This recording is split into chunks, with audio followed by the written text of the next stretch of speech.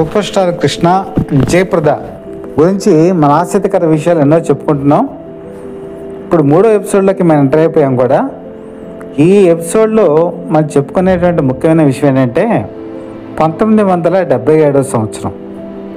1977 సంవత్సరం గురించి ఇప్పుడు ఎందుకు చెప్పుకుంటున్నాం? ఎందుకంటే 1977 సంవత్సరం నుంచి 1983 వరకు, అంటే ఎన్టీ రామారావు ముఖ్యమంత్రి అయ్యేంత వరకు కూడా దాదాపు 5 సంవత్సరాల కాలం పాటు ఎన్టీ రామారావుకి తెలుగు సినిమా ఇండస్ట్రీలో తిరుగులేదు. ఆయన సినిమాల్ని ఎదుర్కొనేటువంటి హీరో కూడా ఎవరు లేరు, ఒక్క సూపర్ స్టార్ కృష్ణ తప్ప.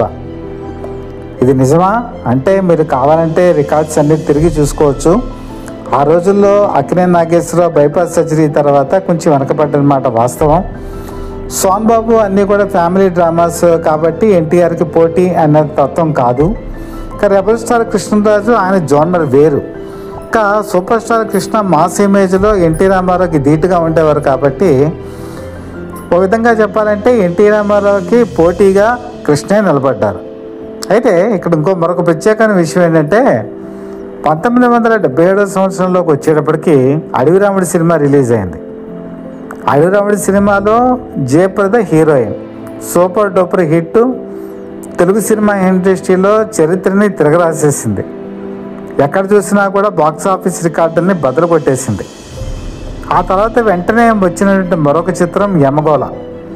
యమగోళ కూడా మీకు అందరికీ తెలుసు, అద్భుతమైనటువంటి రికార్డు సృష్టించింది. అయితే ఈ 2 సూపర్ డూపర్ హిట్ల తర్వాత వీళ్ళిద్దరి మధ్య కాంబినేషన్లో సినిమాలు రాలేదా అంటే వచ్చేయింది. సర్కస్ రాముడు వచ్చింది, ఛాలెంజ్ రాముడు వచ్చింది, ఇలాంటి సినిమాలు వచ్చాయి. కాకపోతే ఏంటంటే అనుకున్నంత ఫ్రీక్వెన్సీలో ఎన్టీ రామారావు జయప్రద మధ్య సినిమాలు రాదన్నమాట వాస్తవం. ఎన్టీ రామారావు రామకృష్ణ సినీ స్టూడియోస్ బ్యానర్ స్థాపించి సినిమాలు తీసినప్పుడు జయసుధని ఎక్కువగా బుక్ చేసుకున్నారు. అలాగే ఇంకెవరైనా తనకు తెలిసిన నిర్మాతలు ఎవరైనా ఉన్నా కూడా కేడీ నెంబర్ 1 తీసుకున్నా, లేకపోతే లారీ డ్రైవర్ తీసుకున్నా, డ్రైవర్ రాముడు తీసుకున్నా, ఇలాగా ఏది తీసుకున్నా కూడా ఆయన జయసుధని ఎక్కువగా బుక్ చేసుకునేవాళ్ళు. అలాగే మరో పక్కన చూసుకుంటే జయప్రద కొంచెం వెనకబడిన మాట కూడా వాస్తవం ఎన్టీ రామారావు పక్కన. మరో పక్కన వచ్చేప్పటికి rebel star Krishnaraju. Rebel star Krishnaraju కూడా జయప్రద పక్కన నటించారా అంటే నటించారు, నటించకపోవడం అంటూ ఏమీ లేదు. కానీ ఆయన కూడా ఎక్కువగా ప్రిఫరెన్స్ జయసుధకి ఇచ్చేవారు. ఎందుకంటే వాళ్ళిద్దరి మధ్య కెమిస్ట్రీ కుదరటం, తర్వాత సీరియస్ రోల్స్కి జయసుధ సూట్ అవ్వటం, అలాగే ఇలాంటి వాటికి తన పక్కన హుందాగా ఉంటుంది అనే ఒక భావన ఉండటం, ఏదేమైనా అనేక కారణాల వల్ల జయసుధ రెబల్ స్టార్ కృష్ణరాజు పక్కన ఎక్కువగా సూట్ అయ్యేవారు.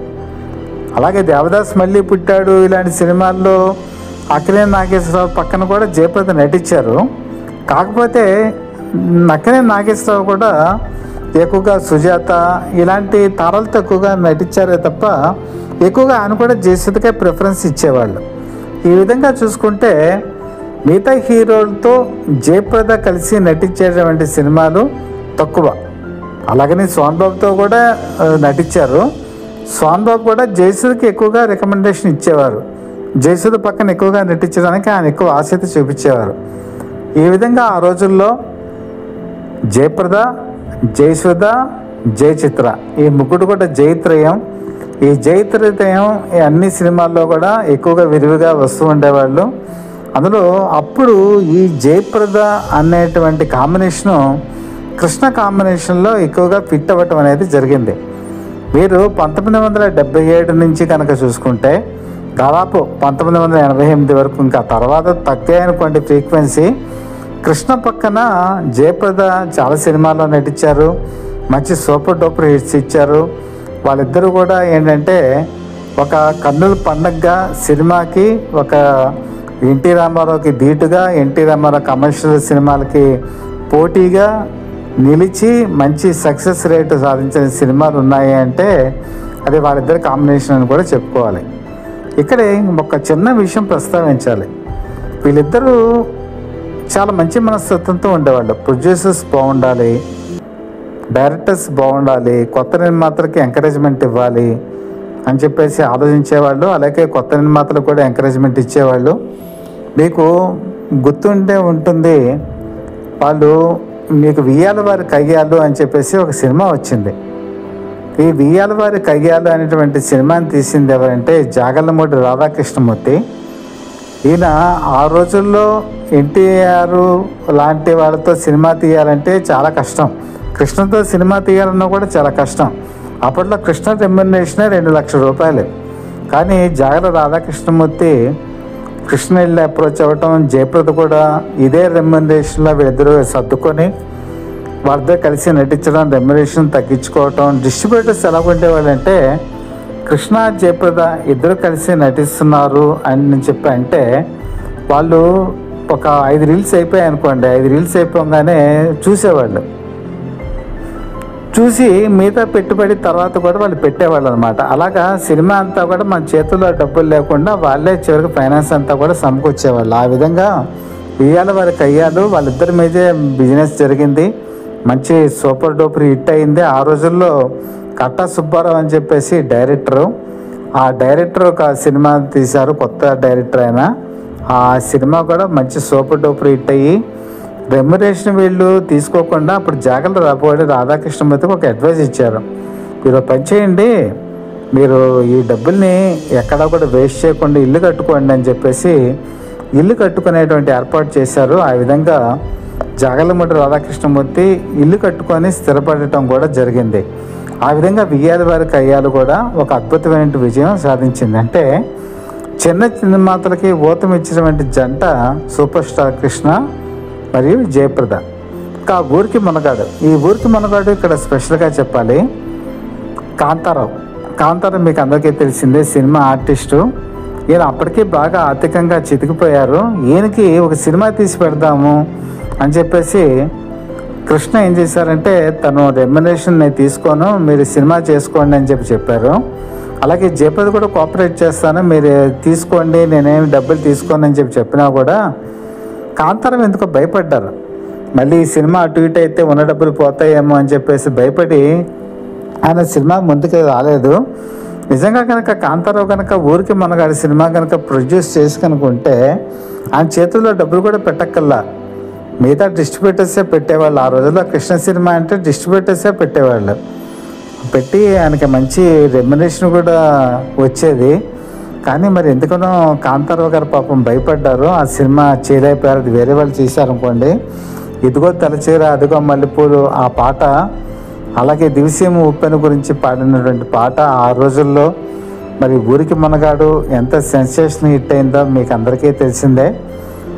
వర్షం ఎలా పడితే మనకి సునామీ ఎలా ఉంటుందో అలాగే కలెక్షన్ల వర్షం కోసి ఒక సునామీని సృష్టించింది ఊరికి మునగాడు.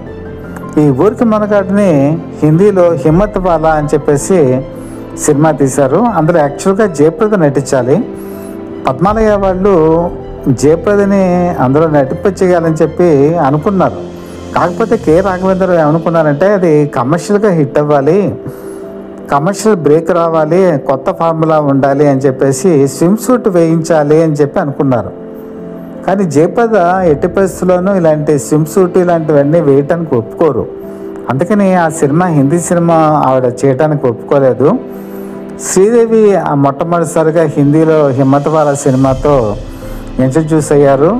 శ్రీదేవిని హిందీలోకి హీరోయిన్గా ఇంట్రడ్యూస్ చేసినటువంటి ఖ్యాతి పద్మాలయకే దక్కుతుంది. హిమ్మత్ వాలా సూపర్ డూపర్ హిట్ అయింది. హిందీలోకి హీరోయిన్ శ్రీదేవి అంటే అద్భుతమైన విజయం సాధించింది. ఆ విధంగా అంతులేని కథతో బరువైన పాత్రలు వేసినటువంటి జయప్రద తొలినాళ్ళలో అన్ని బరువైన పాత్రలే వేసింది. శ్రీశర్ మూవ కానీ లేకపోతే మిగతా మీరు చూడండి చాలా సినిమాలు, మన్మథులలో కూడా చాలా బరువైన పాత్రే వేసింది. కానీ ఆ తర్వాత ఆవిడ ఏం చేశారంటే తన పందాన్ని మార్చుకొని లైటర్ వేలో అంటే కొంచెం హాస్య పాత్రలు, తర్వాత ఫ్యామిలీ పాత్రలు ఇవన్నీ కూడా వేయటం మొదలుపెట్టి తర్వాత ఎప్పుడూ సీరియస్ పాత్రలు ఎప్పుడూ కూడా ఆవిడ వేయలేదు. అలాగే అందరినీ మెప్పించే పాత్రలు వేసి కృష్ణ పక్కన తను సరైన జోడీ అని నిరూపించుకున్నారు. వీళ్ళిద్దరి గురించి మరిన్ని ఆసక్తికర విషయాలు వచ్చే ఎపిసోడ్లో నేను తెలియజేస్తాను. అంతవరకు వేచి చూడండి. మీ అభిమానాన్ని ఎప్పుడు మాకు కురిపించండి అని చెప్పి మనస్ఫూర్తిగా కోరుకుంటూ మీ మిత్రుడు శ్రేయోభిలాషి అలాగే సత్యవర్ధ people live TV chief editor D V S S Krishnaprasad.